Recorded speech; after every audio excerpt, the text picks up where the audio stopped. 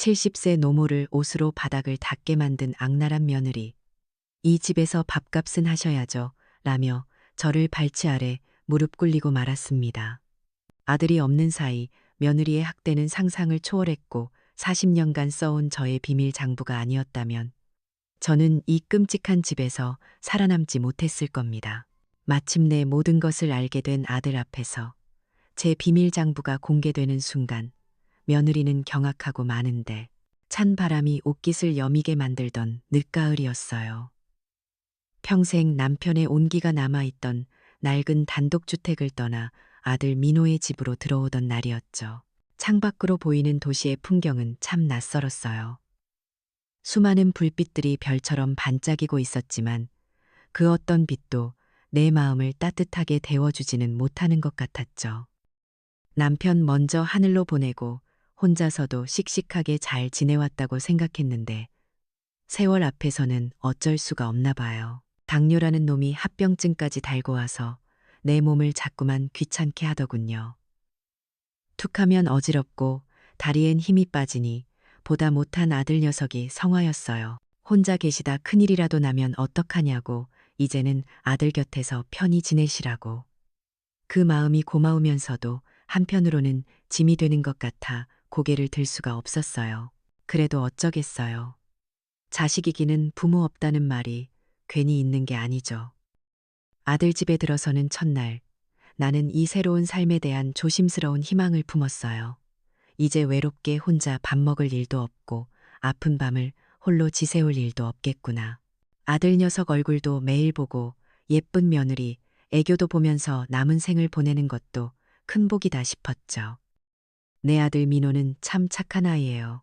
어릴 때부터 속 한 번 썩인 적 없이 바르게 자라줬죠. 지금은 큰 회사에서 중요한 일을 맡아 눈코 뜰 새 없이 바쁘지만 그래도 틈만 나면 전화해서 내 안부를 묻는 속 깊은 아들이에요. 엄마, 이제 저희랑 같이 살면서 편히 지내세요.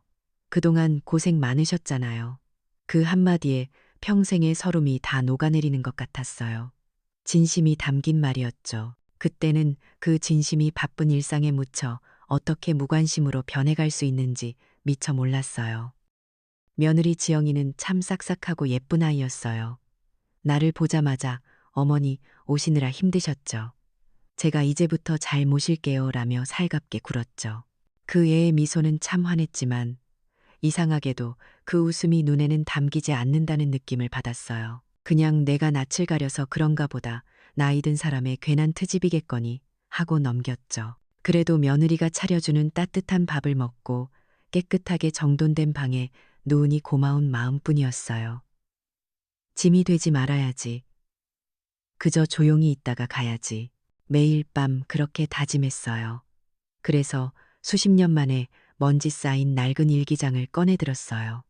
이 고마운 날들을, 소소한 감정들을 잊지 말고 기록해두고 싶었거든요. 그땐 몰랐죠. 감사함을 기록하려던 그 일기장이 훗날 내 눈물을 기록하게 될 줄은. 아들 집에 들어온 지 한 달쯤 지났을까요? 처음에 어색함이 가시고 조금씩 익숙해질 무렵 아주 미세한 균열 같은 것들이 보이기 시작했어요. 지영이는 내가 좋아하는 구수한 된장찌개나 나물 반찬 대신 버터 냄새가 물씬 나는 파스타나 스테이크 같은 서양식 음식을 자주 식탁에 올렸어요. 나 먹으라고 일부러 솜씨를 부리는 것 같아 맛있다, 맛있다 하면서 억지로 몇 숟갈 뜨기는 했지만 속은 영 불편했죠. 내가 옛날 사람이라 입맛이 까다로워서 그래. 젊은 사람들은 이런 걸 좋아하니 어쩔 수 없지. 그렇게 나를 타이르기 바빴어요. 하루는 지영이가 상냥하게 물어보더군요. 어머니, 요즘 혈당은 괜찮으세요? 약은 잘 챙겨 드시고요. 그 말에 고마워서 그럼 잘 챙겨 먹고 있지라고 대답했지만 그 목소리에는 진심 어린 걱정보다는 마치 할 일을 확인하는 듯한 의무감이 배어 있었어요. 그냥 기분 탓이겠거니, 바쁜 애한테 내가 너무 많은 걸 바라는 거겠거니 애써 생각했죠. 하지만 마음 한구석에서부터 스멀스멀 피어오르는 감정적 소외감은 어쩔 수가 없었어요. 분명 아들 집에 가족과 함께 있는데도 나는 점점 더 외로워지는 기분이었어요. 마치 잘 꾸며진 호텔에 묵는 손님처럼 진짜 가족의 테두리 안에는 들어가지 못하고 겉도는 느낌이었죠. 그날 밤이었어요. 지영이가 어머니, 느끼한 것만 드시는 것 같아서 오늘은 특별히 크림 스파게티를 만들어 봤어요라며 하얀 접시를 내 앞에 놓아주었죠. 꾸역꾸역 절반쯤 먹었을까. 더는 넘기기가 힘들어 수저를 내려놓았어요. 그런 나를 보며 지영이는 아무 말도 하지 않았지만 그 무표정한 얼굴에서 순간 스쳐 지나가는 실망감을 본 것만 같았어요. 방으로 돌아와 낡은 일기장을 펼쳤어요. 그리고 한참을 망설이다가 이렇게 적었죠. 오늘은 지영이가 맛있는 스파게티를 해주었다. 고마운 하루다. 차마 그 뒤에 숨은 서운함과 외로움은 적을 수가 없었어요. 이 감사한 공간에 그런 어두운 감정을 남기고 싶지 않았거든요. 그렇게 첫 장을 채운 내 일기장은 앞으로 다가올 폭풍을 예고하듯 조용히 침묵을 지키고 있었어요. 나는 그저 모든 것이 내 기우이기를, 이 불안감이 늙고 병든 내 마음이 만들어낸 환상이기를 간절히 바랄 뿐이었죠. 아들 집에 들어온 지 꼭 석 달이 되던 때였어요. 처음의 어색함도 잠시, 나는 그 집에 보이지 않는 유령이 되어가는 기분이었어요. 며느리 지영이의 얼굴에 걸려있던 그 얇은 미소의 가면이 하루가 다르게 금이 가고 있었거든요. 처음에는 그저 내가 예민해서 그런가 보다 했어요. 하지만 그건 내 착각이었죠. 어느 날부터인가 내 밥그릇에 담기는 밥의 양이 눈에 띄게 줄어들었어요. 어떨 때는 달랑 김치 한 조각이 반찬의 전부인 날도 있었죠. 젊은 애들이 바빠서 그럴 거라고 반찬 투정하는 늙은이로 보이고 싶지 않아서 아무 말도 하지 않았어요. 그저 배고픔을 물로 채우며 내가 입이 짧아졌나 보다 하고 스스로를 속였죠. 밤이 되면 이런저런 생각에 잠을 설치기 일쑤였어요. 내가 혹시 지영이의 심기를 건드리는 말이나 행동을 한 건 아닐까. 온종일 내 행동을 되짚어 보아도 딱히 잘못한 게 없는 것 같은데 왜 저 아이는 나에게 점점 더 차가워지는 걸까. 아들 민호의 얼굴을 보면 이런 걱정은 차마 입 밖으로 꺼낼 수가 없었어요. 행여나 우리 모자 때문에 저들 부부 사이에 금이라도 갈까봐 그게 제일 무서웠거든요. 결국 모든 질문과 서러움은 내 안으로만 쌓여갔고 나는 점점 더 말수가 적어지고 그림자처럼 조용히 지내게 되었어요. 그러던 어느 날 지영이의 정서적인 학대가 노골적으로 시작되었어요. 내가 물을 마시다가 손이 떨려 물 몇 방울을 식탁에 흘렸어요. 그걸 본 지영이가 한숨을 푹 쉬면서 말하더군요. 어머니, 또 흘리셨네요. 나이 드시니 어쩔 수 없나 봐요. 그 말에는 어떤 감정도 실려 있지 않았지만 그래서 더 비수처럼 가슴에 꽂혔어요. 마치 내가 귀찮고 쓸모없는 존재가 된 것만 같았죠. 더 심각한 일은 당뇨 약 때문에 일어났어요. 늘 식탁 위에 두던 내 약이 어느 날부터 보이지 않는 거예요. 온 집안을 찾아 헤매다 지영이에게 물어보면 그 애는 늘 깜빡했다는 표정으로 대답했어요. 어머, 제가 청소하다가 저기 높은 선반 위에 올려뒀나 봐요. 내 키로는 손이 닿지도 않는 곳이었죠. 한두 번은 정말 실수려니 했지만 그런 일이 반복되자 이건 실수가 아니라는 생각이 들었어요. 나를 향한 계산된 무시이자 보이지 않는 학대였던 거예요. 몸도 마음도 쇠약해질 대로 쇠약해진 어느 주말이었어요. 퇴근하고 돌아온 민호가 내 얼굴을 보더니 깜짝 놀라더군요. 엄마, 왜 이렇게 마르셨어요? 어디 안 좋으세요? 아들의 걱정 어린 눈빛에 그만 참고 있던 눈물이 터질 뻔했어요. 민호는 곧장 지영이를 불러 다그치듯 물었죠. 지영아, 엄마 식사는 잘 챙겨드리는 거 맞아? 왜 이렇게 야위셨어? 그 순간 지영이의 눈에 눈물이 그렁그렁 맺히기 시작했어요. 여보, 나 정말 속상해요. 어머니가 통 입맛이 없으신가 봐요. 제가 매일같이 맛있는 거 해드리려고 얼마나 노력하는데 통 드시지를 않으시니 제 정성이 부족한가 봐요. 어깨를 떨며 우는 지영이의 모습은 정말이지 너무나 애처로워 보였어요. 그 완벽한 연기의 민호는 완전히 속아 넘어갔고 오히려 당신이 고생이 많다며 지영이를 다독여주더군요. 나는 그 모습을 보며 아무 말도 할 수 없었어요.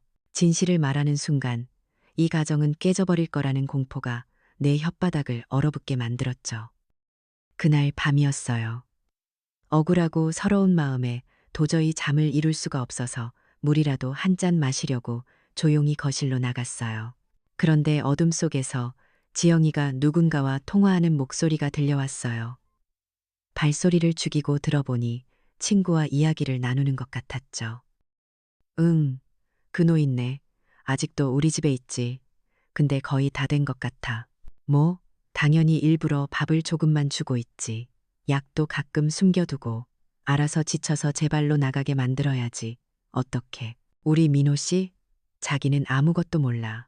내가 엄마 걱정하는 척 눈물 한번 흘려주면 그냥 죽는 신용까지 한다니까.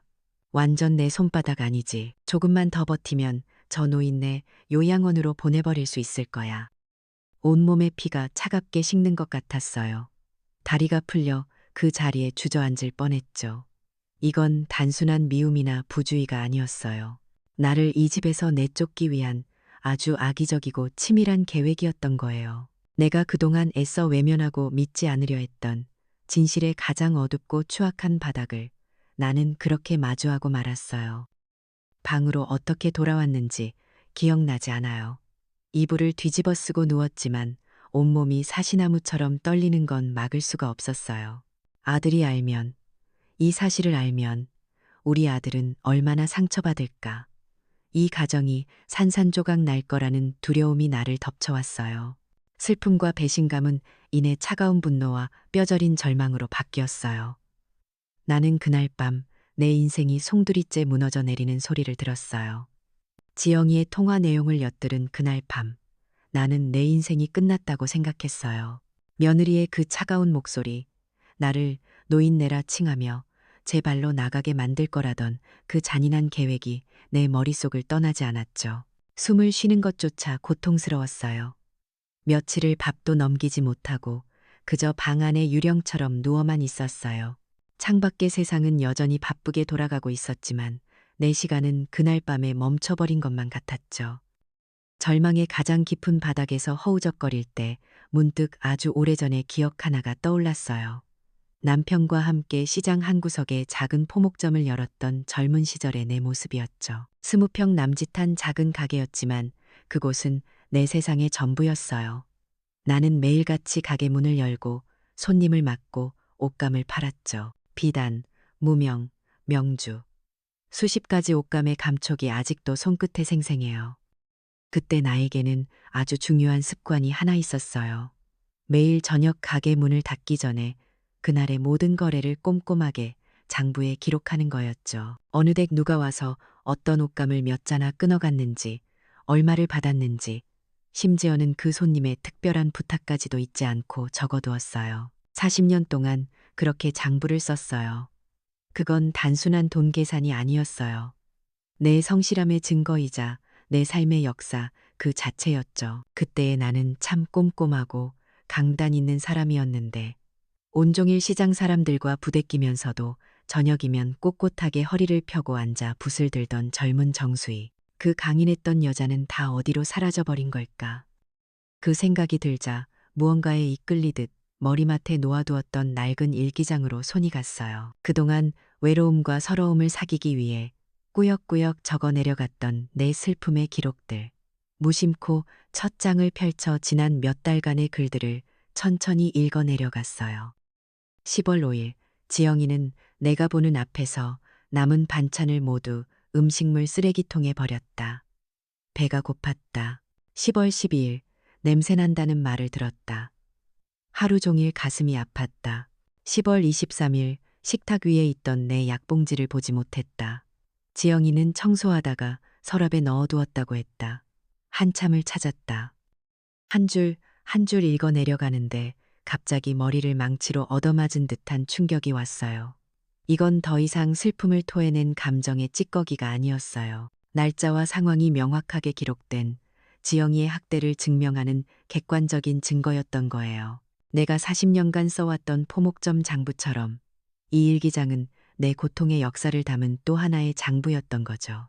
그 순간 나는 깨달았어요. 내 평생의 습관이었던 이 기록이 나를 지켜줄 유일한 무기가 될 수 있다는 것을요. 그 깨달음은 절망의 늪에 빠져 있던 나를 건져 올리는 한 줄기 빛과도 같았어요. 나는 자리에서 벌떡 일어났어요. 그리고 수십 년 만에 처음으로 복수라는 단어를 떠올렸어요. 하지만 내 복수는 소리를 지르거나 머리채를 잡는 그런 유치한 방식이 아닐 거예요. 나는 가장 나다운 방식으로 가장 조용하고 서늘하게 진실을 증명해 보일 참이었어요. 나는 눈물을 닦고 일기장의 새 페이지를 펼쳤어요. 그리고 이전과는 완전히 다른 방식으로 기록을 시작했죠. 이제는 감정을 쏟아내는 대신 사실만을 건조하게 적어 내려갔어요. 날짜와 시간 11월 20일 오전 9시 15분 장소 거실 상황 며느리 지영 내가 혈압을 재는 것을 보고 아침부터 유난스럽다고 말함. 그날의 식단 식빵 한 조각 우유 반 컵 나의 건강 상태 아침부터 손이 떨리고 기운이 없음. 이제 내 일기는 슬픔의 기록이 아닌 재판에 쓰일 증거 기록서가 되었어요. 아들에게 바로 달려가 이 모든 사실을 털어놓고 싶은 마음이 굴뚝 같았지만 나는 참았어요. 아들이 내 말만 듣고 지영이와 싸우게 되면 결국 이건 진실의 문제가 아닌 고부 갈등 문제로 변질될 테니까요. 나는 아들이 스스로의 눈으로 진실을 확인하고 스스로 깨닫기를 기다리기로 했어요. 그것이 내가 할 수 있는 최선의 전략이었죠. 그날 이후 나는 더 이상 무기력하게 누워만 있지 않았어요. 비록 여전히 밥은 제대로 먹지 못하고 며느리의 냉대는 계속되었지만 내 마음은 이전과 달라졌어요. 진실을 기록하고 있다는 사실 하나만으로도 나는 미약하게나마 이 상황을 통제하고 있다는 느낌을 받았거든요. 나는 더 이상 무력한 피해자가 아니었어요. 내 고통의 역사를 기록하는 사관이었죠. 굽었던 허리가 조금씩 펴지고 늘 흐릿했던 눈빛에는 희미하지만 분명한 결의가 서리기 시작했어요. 폭풍우 속에서 나는 그렇게 조용히 나의 칼을 갈고 있었어요. 내가 조용히 나의 칼을 가는 동안 아들 민호의 마음 속에서는 의심의 싹이 자라나고 있었어요. 제 아들이지만 참 무던하고 사람을 잘 믿는 성격이거든요. 특히 자기가 사랑하는 아내에 대해서는 더더욱 그랬죠. 하지만 그런 민호의 눈에도 제 모습이 무언가 이상하게 보이기 시작했던 거예요. 주말마다 민호는 냉장고를 가득 채워 넣었어요. 어머니 좋은 것 좀 많이 해드리라면서요. 그런데 며칠이 지나도 그 음식들은 거의 그대로 냉장고 안에 있었어요. 제가 좋아하는 과일도 영양가 높은 고기도 줄어들 기미가 보이지 않았죠. 제 방 선반 위에 놓인 당뇨약도 마찬가지였어요. 날짜가 지나도 약병은 거의 새 것처럼 남아 있었고요.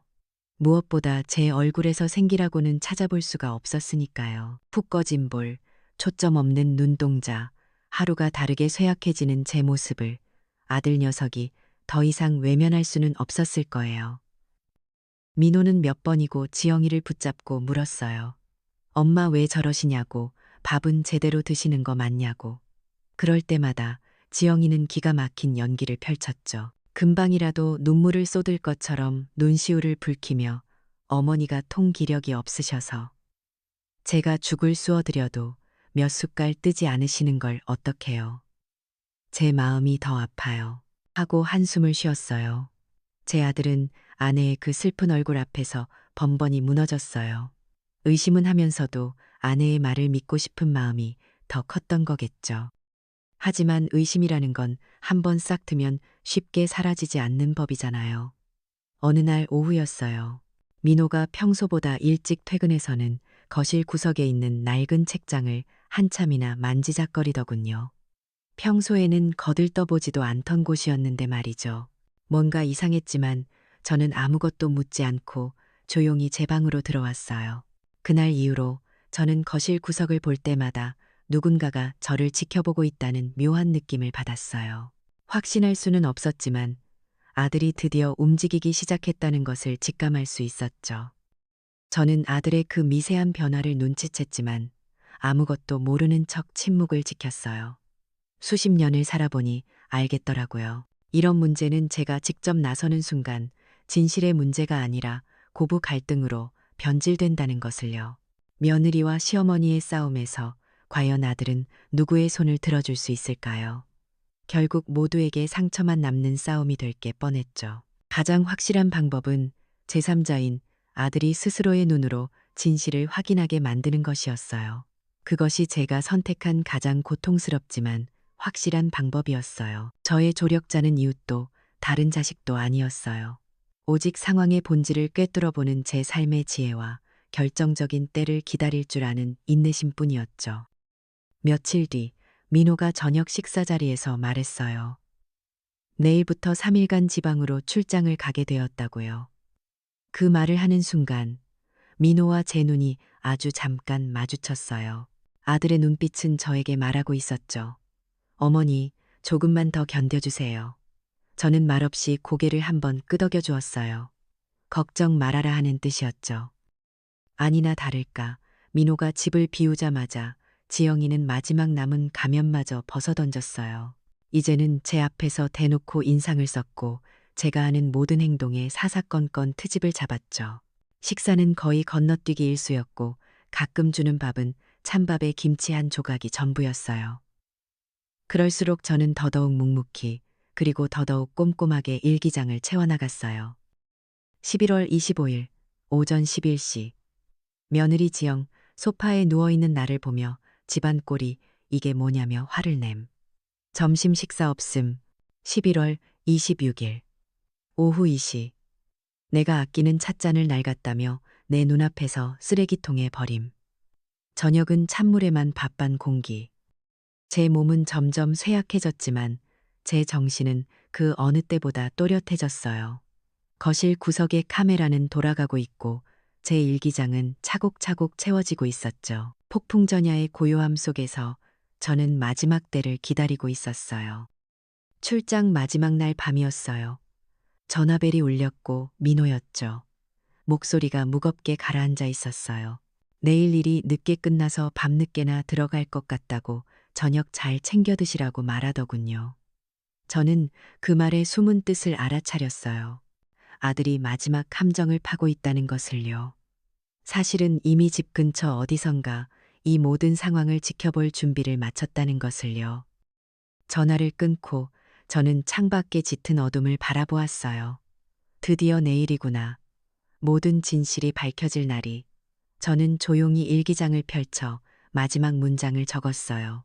내일 내 아들이 진실을 마주한다. 부디 내 아들이 너무 많이 상처받지 않기를. 아들이 마지막 통화를 끊고 집안에는 다시 무거운 정적이 흘렀어요. 나는 그 정적 속에서 다가올 폭풍의 냄새를 맡고 있었죠. 내일이면 모든 것이 끝날 수도 혹은 모든 것이 새로 시작될 수도 있었어요. 그날 밤 나는 한숨도 자지 못하고 뜬 눈으로 밤을 새웠어요. 결전의 날이 밝았어요. 하지만 집안의 아침은 평소와 다를 바 없이 흘러갔죠. 며느리 지영이는 아무것도 모른 채 콧노래를 흥얼거렸고 그 모습은 제게 기이한 공포감마저 느끼게 했어요. 나는 온 신경을 현관문에 집중한 채 아들이 돌아오기만을 기다렸어요. 저녁이 되고 어둠이 짙게 깔렸을 때 드디어 사건이 터지고 말았어요. 기력이 없어 소파에 기대 앉아 있던 제 손에서 그만 물잔이 미끄러졌어요. 쨍그랑하는 소리는 나지 않았지만 바닥에 물이 흥건하게 쏟아졌죠. 그 순간 소파 반대편에 앉아 TV를 보며 과자를 먹던 지영이의 얼굴이 일그러졌어요. 그 애는 과자 봉지를 신경질적으로 내려놓더니 제게 쏘아붙이더군요. 어머니, 대체 정신을 어디다 두고 계세요? 가만히 앉아 계시는 것도 힘들어요. 그러고는 걸레를 제 발치에 툭 던졌어요. 무릎 아프다고 앉아만 계시지 말고 이거라도 좀 닦으세요. 이 집에서 밥값은 하셔야죠. 온몸에 피가 차갑게 식는 것 같았지만 나는 이상할 정도로 침착했어요.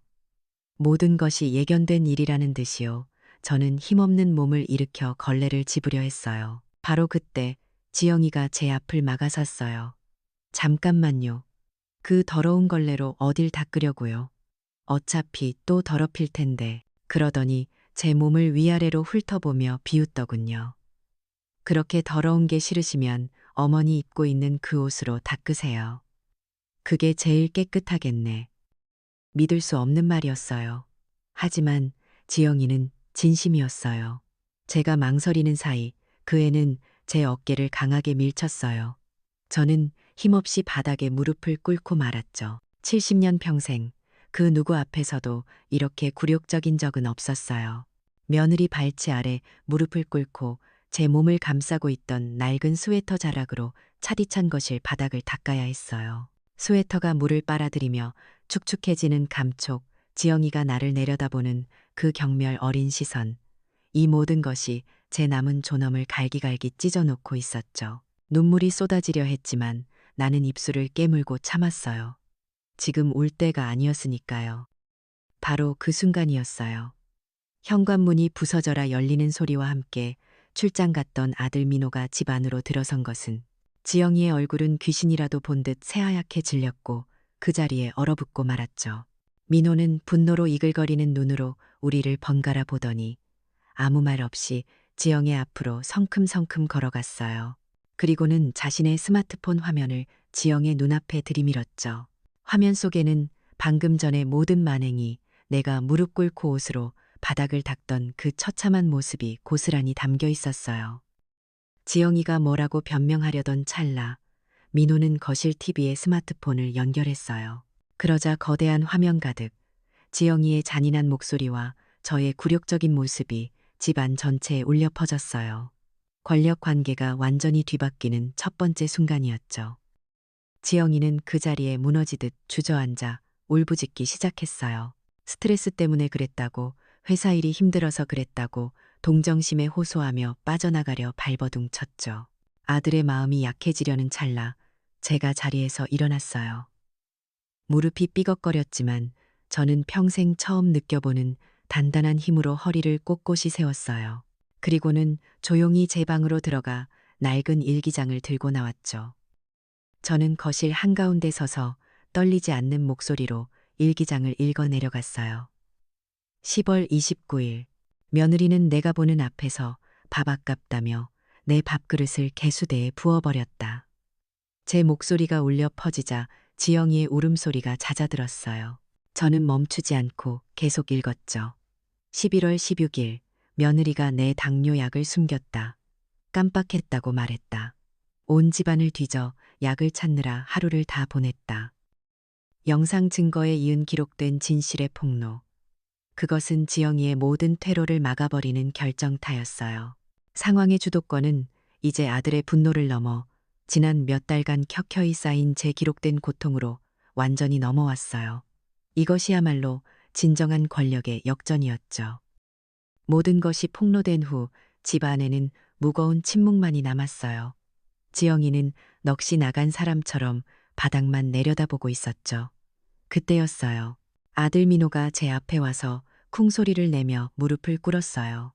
그리고는 제 다리를 붙잡고 아이처럼 오열하기 시작했어요. 어머니, 어머니, 제가 다 잘못했습니다.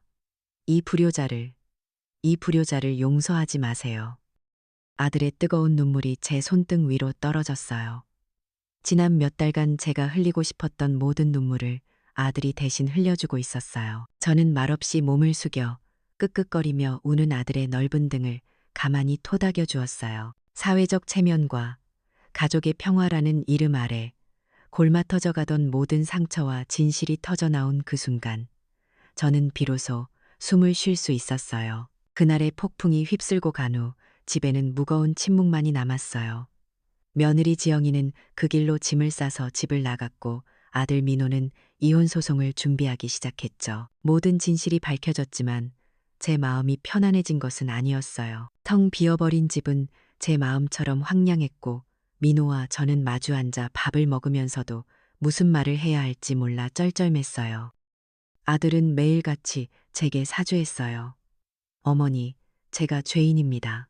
제가 조금만 더 일찍 알았더라면 자책하며 괴로워하는 아들을 보는 것은 제게 또 다른 고통이었죠. 저는 그저 아들의 손을 잡으며 아니다, 다 지난 일이다. 내 탓이 아니야 라고 다독일 뿐이었어요. 하지만 우리 둘 다 알고 있었죠. 우리 사이에는 보이지 않는 상처가 깊게 새겨졌다는 것을요. 깨져버린 신뢰와 미안함, 그 복잡한 감정들을 어떻게 풀어가야 할지 우리 모자는 한동안 막막한 시간을 보내야 했어요. 이건 통쾌한 복수극의 끝이 아니라 긴 상처를 치유해야 하는 현실의 시작이었어요. 며칠 뒤 지영이의 부모님이 저희 집을 찾아왔어요.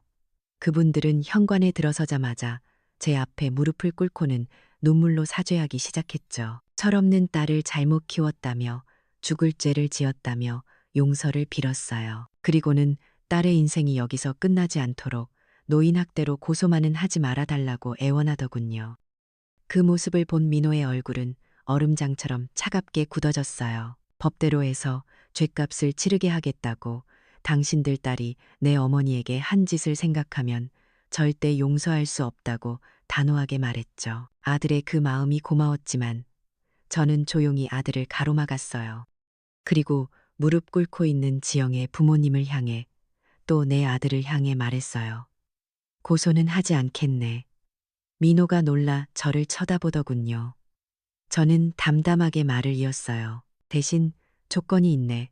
지영이가 앞으로 1년 동안 매주 빠짐없이 요양원에 가서 봉사활동을 하도록 하게. 그리고 봉사활동을 할 때마다 그곳에서 무엇을 느끼고 배웠는지 나에게 반성문을 써서 보내야 하네. 그 약속을 지킨다면 나도 더는 문제 삼지 않겠어. 이건 지영이를 위한 용서가 아니었어요. 그 아이에게 진심으로 뉘우치고 사람의 도리를 배울 마지막 기회를 주려는 저의 마지막 노력이었죠. 감옥에 보내는 것보다 어쩌면 이것이 그 아이에게는 더 길고 고통스러운 벌이 될 수 있을 거라고 생각했어요. 복수심을 불태우는 대신 한 인간의 성장을 바라는 지혜를 선택하는 것. 그것이 저의 인격을, 제 삶을 지키는 진정한 승리라고 믿었거든요. 그 일이 있은 후 우리는 정들었던, 그리고 아픔이 서렸던 그 큰 아파트를 정리하고 햇살이 잘 드는 작은 빌라로 이사했어요. 이상하게도 집이 작아지니 우리 모자의 마음은 더 가까워지는 것 같았죠. 민호는 회사에 양해를 구해 일찍 퇴근하는 날이 많아졌고 저를 돌보는데 더 많은 시간을 썼어요. 서툰 솜씨로 제가 좋아하는 나물 반찬을 만들다 태우기도 하고 제 혈당에 좋은 음식이 무엇인지 밤새 인터넷을 찾아보기도 했죠. 우리는 함께 동네를 산책하며 그동안 나누지 못했던 소소한 대화를 나눴어요. 아들은 제 걸음 속도에 맞춰 아주 천천히 걸어주었죠. 그제야 민호는 깨닫고 있었어요. 효도라는 것이 좋은 집, 비싼 용돈으로 해결되는 것이 아니라 함께 시간을 보내고 서로의 이야기를 들어주는 아주 평범한 일상 속에 있다는 것을요. 아들은 그렇게 효도라는 이름의 묵직한 숙제를 온몸으로 다시 배워가고 있었어요. 시간이 흘러 꼭 1년이 되던 어느 날 오후였어요. 저에게 마지막 우편물이 도착했어요. 지영이가 보낸 마지막 반성문과 1년간의 요양원 봉사활동 확인서였죠. 민호와 저는 식탁에 마주 앉아 조용히 그 편지를 읽어 내려갔어요. 서툰 글씨체였지만 그 안에는 지난 시간 동안의 고민과 진심 어린 사죄의 마음이 담겨 있었어요. 완벽한 용서나 극적인 화해는 아니었지만 한 인간이 자신의 잘못을 마주하고 아주 조금이나마 성장할 수 있다는 작은 가능성을 본 것만 같았어요. 저는 조용히 편지를 접었어요. 창밖으로 들어오는 따스한 햇살이 저와 아들의 얼굴을 비추고 있었죠. 길고 길었던 제 마음의 겨울이 드디어 끝나고 있었어요. 쇼는 누군가에게 맡길 수 있는 책임이 아니다. 그것은 함께 밥을 먹고 서로의 눈을 바라보며 고단한 하루의 끝을 함께 위로하는 일상 속에 살아 숨쉬는 마음 그 자체이다. 우리는 종종 가장 가까운 이의 침묵을 동일하고 착각하고 그들의 희생을 당연하게 여긴다. 하지만 모든 인내에는 끝이 있으며 모든 존엄에는 한계가 있다. 정수희 여사의 이야기는 우리에게 진정한 힘이 어디서 오는지를 보여준다. 그것은 재산이나 권력이 아닌 수십 년의 세월을 견디며 쌓아올린 내면의 지혜와 자신을 잃지 않으려는 용기에서 비롯된다. 가장 연약해 보였던 어머니의 낡은 일기장은 세상 그 어떤 법전보다도 준엄한 진실의 기록이었다. 이 시대를 살아가는 모든 자녀들에게, 그리고 언젠가 부모가 될 우리 모두에게 이 이야기는 묻는다. 오늘 당신은 부모님의 얼굴을 얼마나 깊이 들여다보았는가? 결국 효도라는 건 다른 사람에게 맡길 수 있는 숙제가 아닌가 봐요. 정수희 여사의 이야기는 진짜 힘이 돈이나 권력이 아니라 수십 년의 세월로 쌓아 올린 지혜와 존엄함을 지키려는 용기에서 나온다는 걸 보여주거든요. 가장 연약해 보였던 낡은 일기장이 세상 무엇보다 무서운 진실의 기록이었던 것처럼요. 그래서 이 이야기는 우리에게 조용히 묻는 것 같아요. 오늘 우리는 부모님의 얼굴을 얼마나 깊이 들여다보았을까요?